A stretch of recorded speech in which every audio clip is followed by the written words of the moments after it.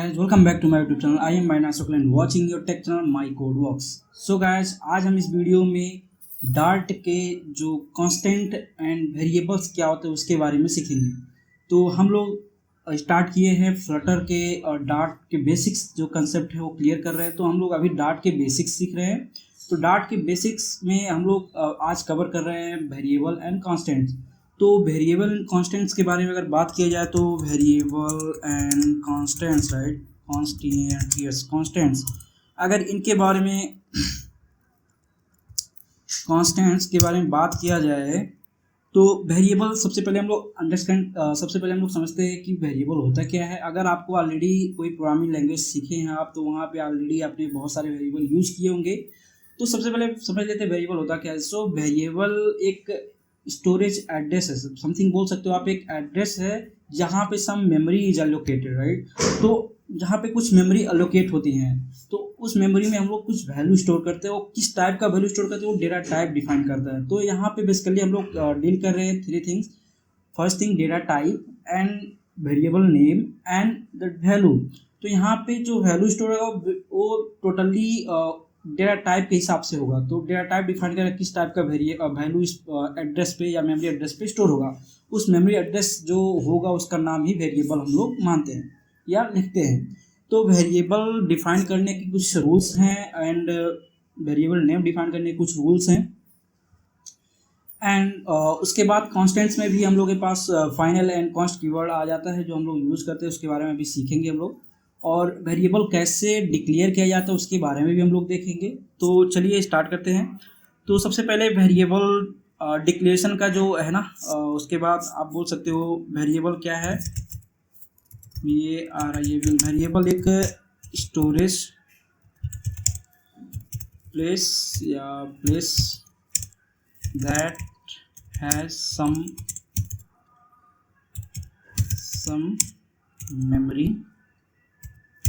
memory allocated to it right. ये हो गया आपका वेरिएबल राइट। अब हम लोग वेरिएबल को डिफाइन कैसे करते हैं, डिक्लेयर कैसे करते हैं। वेरिएबल डिक्लेरेशन का जो है सिंटेक्स वो है type and name, variable name and then value. तो ये है एक वेरिएबल डिफाइन करने का या डिक्लेयर करने का तरीका। तो अगर आपको मल्टीपल वेरिएबल एक ही लाइन में डिक्लेयर करने तब कैसे करेंगे हम लोग, तो भी सेम ही है बट हम लोग कामा का यूज़ करेंगे यहाँ पे।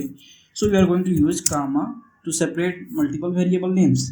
तो जैसे var first, var second, var third equals to some values we can add right. तो मान लो मेरे को 0 1 2 करस्पॉन्डिंग हमको स्टोर करना है इस पार्टिकुलर वेरिएबल में। तो हम लोग ऐसे मल्टीपल वेरिएबल यूज कर सकते हैं। यहाँ पे var करके इसे मैं रख रहा हूँ।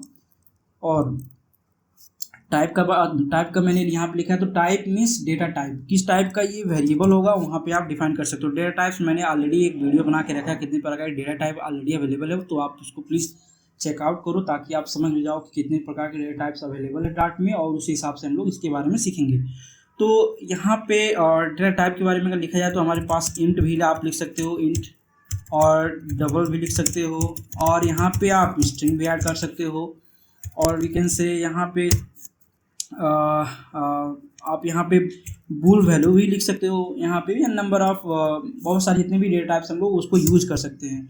तो ये मल्टीपल मैंने मान लो यहाँ पे इंट यूज किया और इंट मल्टीपल वेरिएबल मैंने डिक्लेयर किया यहाँ पे एंड डिफाइन भी कर दिया, साथ में ही असाइन भी कर दिया वैल्यू यहाँ पे। तो हम लोग ऐसे कर सकते हैं। और नेक्स्ट पे हम लोग चलते हैं। अगर सेम ही वैल्यू मेरे को असाइन करना है देन मैं ऐसे असाइन कर दूंगा। तो वेरिएबल 1, वेरिएबल 2, वेरिएबल 3 में तीनों वैल्यू असाइन हो जाएंगे। तीनों वेरिएबल वैल्यू जो वैल्यू स्टोर होगा वो 0 होगा। ये था सिंटेक्स वेरिएबल असाइन करने का, डिक्लेयर करने का। अब हम लोग चलते हैं नेक्स्ट में जो रूल्स हैं वेरिएबल के नेम लिखने के, वेरिएबल के नाम लिखने के जो रूल्स हैं वो हम लोग देखते हैं। Rules for variable name, rules for variable जो हम लोग रूल्स फॉलो करेंगे एक वेरिएबल नेम लिखने के लिए। तो सबसे पहले no special cats in name, no special chars in name except में क्या होगा, एक्सेप्ट में आप अंडरस्कोर एंड डॉलर का साइन यूज कर सकते हो। हम लोग डॉलर एंड अंडरस्कोर यूज कर सकते हैं वेरिएबल नेम में, बाकी सारे कैरेक्टर्स हम लोग नहीं कर सकते, जैसे @ और हैश और परसेंटेज और वी कैन से एंड और दिस। तो जितने भी स्पेशल कैरेक्टर्स हैं except underscore and dollar we can not use, right, उनको नहीं यूज कर सकते वेरिएबल के नेम में। अगर हम लोग यूज करते तो अगर हम लोग यूज कर रहे हैं तो क्या होगा, एक बार देखा जाए तो क्या होगा। अभी हम लोग इसको कमेंट आउट करते हैं और मैं क्या करूँगा, int T and be something, इसको मैं ऐसे रखता हूँ। तो यहाँ पे ये दिखाएगा कि the value of the local variable T, okay, but ये इश्यू क्रिएट करेगा कि ऐसे हम लोग नहीं कर सकते। यहाँ पे ये इश्यू होगा। अगर मैं इसको समथिंग वैल्यू असाइन करता हूँ तो फिर देखते हैं क्या आता है। ये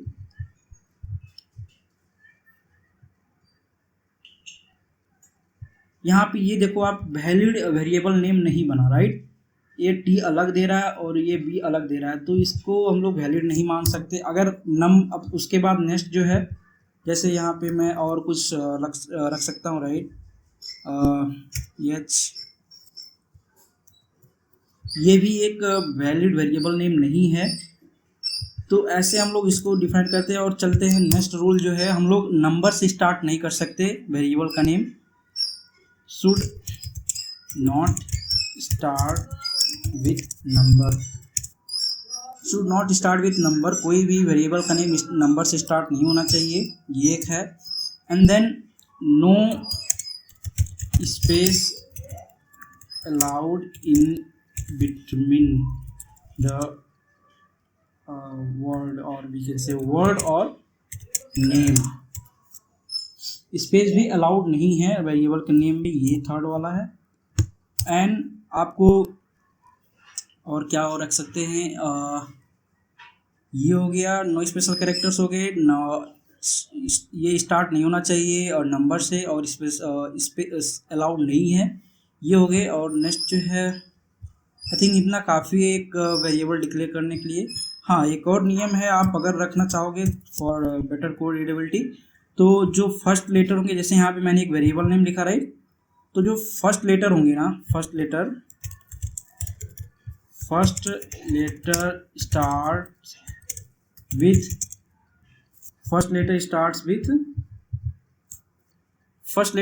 with small char and remaining आप ऐड कर सकते हो camel case, remaining camel case आप ऐड कर सकते हो।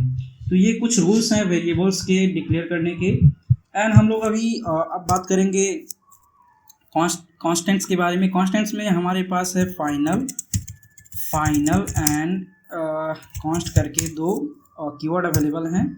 तो हम लोग फाइनल एंड कॉन्स्ट का डिफरेंस थोड़ा समझते हैं। तो जो फाइनल होता है वो रन टाइम में हम लोग असाइन करते हैं, रन टाइम होता है, और जो कॉन्स्ट होता है वो कंपाइल टाइम होता है। तो कंपाइल टाइम और रन टाइम में क्या डिफरेंस है, तो कंपाइल टाइम जैसे कि कॉन्स्ट, जैसे एग्जांपल लेके चलते हैं, कॉन्स्ट अगर कहीं पे लग गया कॉन्स्ट ए इक्वल्स टू 10, अभी हम लोग ये कंपाइल टाइम पे ही इसको वैल्यू डिफाइन कर दे रहे हैं, राइट।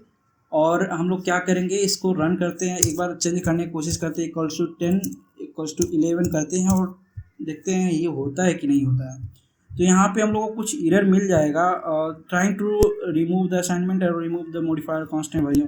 अभी इसको मैं रन करता हूँ, देखता हूँ कुछ होता है कि नहीं होता है। यहाँ पे क्या बोला, can not assign to the const variable A, यहाँ पे बोला कि हम लोग कॉन्स्ट वेरिएबल ए को फिर से असाइन नहीं कर सकते, राइट। एक बार असाइन हो चुका है और ये कॉन्स्ट है, ये कंपाइल टाइम होता है। और अगर यही चीज़ मैं अभी फाइनल लगा के चलता हूँ, फाइनल कीवर्ड यूज करके चलता हूँ, तो फाइनल जो इसमें असाइनमेंट का होता है, ये एक बार जब रन होगा, एक बार इसमें वैल्यू असाइन होगा, उसके बाद अगर हम लोग प्रोग्राम में रेस्ट ऑफ द प्रोग्राम में कहीं पे भी फिर से रीअसाइन कर रहे हैं इस पर वैल्यू, तो ये नहीं होगा और ये रन टाइम होता है, राइट।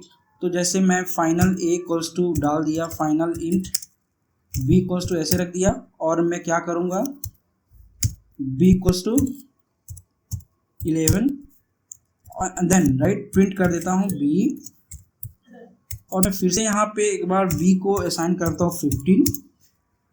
तो फिर हम लोग प्रिंट करते या देखते हैं क्या होता है प्रिंट बी। तो फाइनल में क्या होता है, रन टाइम होता है राइट, रन टाइम में चलता है ये। रन टाइम बेसिकली जब हम लोग प्रोग्राम एग्जीक्यूट होगा उसके बाद इसमें एक वैल्यू असाइन होगा, एक ही बार असाइन होगा इसमें, और उसके बाद अगर हम लोग रेस्ट ऑफ द प्रोग्राम में कहीं पे भी फिर से रीअसाइन कर रहे हैं तो ये एरर देगा राइट। तो अभी अब मैंने क्या किया यहाँ पे, final int B and B equals to 11 मैंने डाल दिया यहाँ पे, डिक्लेयर किया, और यहाँ पे मैंने असाइन कर दिया कुछ वैल्यू। ये पहली बार असाइनमेंट है, फर्स्ट असाइनमेंट,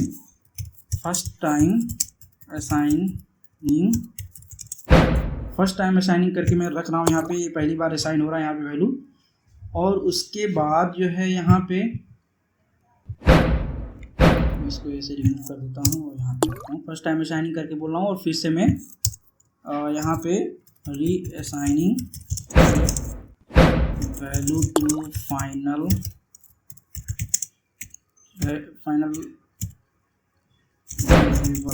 राइट। तो मैं फिर से यहाँ पे रीअसाइन कर रहा हूँ, रन करता हूँ, अभी देखता हूँ यहाँ पे क्या इश्यू आता है। तो यहाँ पे क्या बोला, final variable B might already be assigned at this point. तो ये बोल रहा है कि जो फाइनल बी है ना वो एक बार ऑलरेडी असाइन हो चुका है, माइट भी बोल दिया राइट। तो ये ऑलरेडी एक बार असाइन हो चुका, फिर से हम लोग इसको असाइन नहीं कर सकते। तो ये था आज का जो हम लोग वेरिएबल और कांस्टेंट के बारे में सीखे हैं। तो thank you guys for watching this video. If you have any doubt please reach me out through comment section, I will try to help you out and as possible as I can. Thank you.